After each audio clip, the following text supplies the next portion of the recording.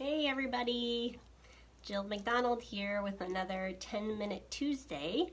And have you ever found yourself to be overburdened, overbooked, and overstressed because you said yes to too many commitments? So if that sounds like you should stick around because tonight I have 4 tips on how to say no without feeling guilty about it. So last year I attended a conference put on by Jill Savage, and she is an author and a speaker. She hosts conferences for moms and marriages, lots of great content, but I was able to go to one of her conferences and I took so many things away from that conference. But one of the focus areas that she talked about was how to make your home a rest area. So that was only one of the segments, but things included in that were like watching your speed of life, letting your kids be kids, increasing the margin in your day, eating family meals together, and also learning how to say no. And I thought this was just such a great topic, and hopefully it's something that's helpful for you too.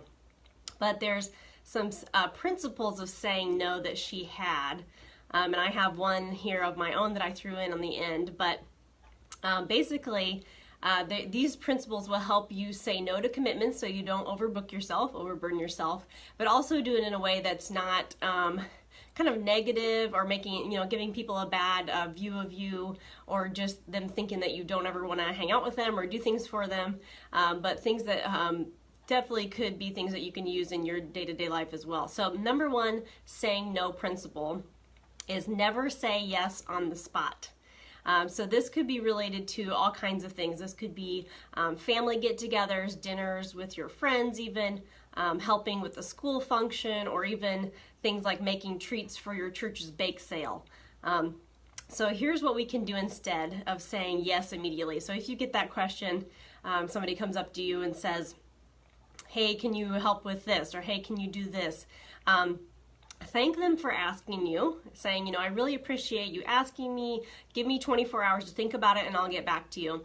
So what this is giving you time to do is basically step away from the situation, look at the bigger picture. Does this conflict with commitments that are already on your schedule, already on your calendar? Especially if you're married or you have a family, you'd be able to have that time to go home and say, hey guys, what do we have going on Saturday? Somebody might remind you that you have something coming up that you actually forgot about. So does it conflict with something that's already scheduled?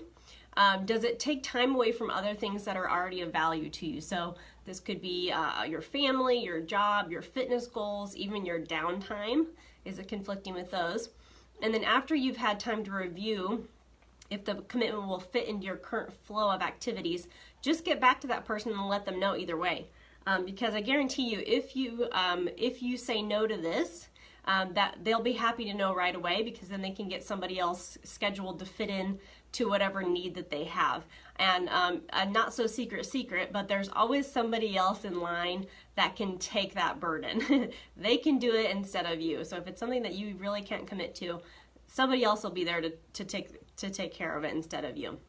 So number 2 principle to saying no is recognize that only you know what's best for you. So nobody else lives in your household, has your life, has your current responsibilities, and you have to really be your own advocate because no one else knows your needs better than you do. And we always we hear about a lot the term self-care.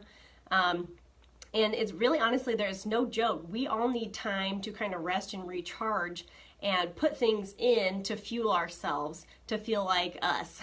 So we need to make a conscious effort to refuel ourselves with things that give you rest. So this could be taking a walk, taking some time to read, doing a spa day, getting some extra sleep, etc.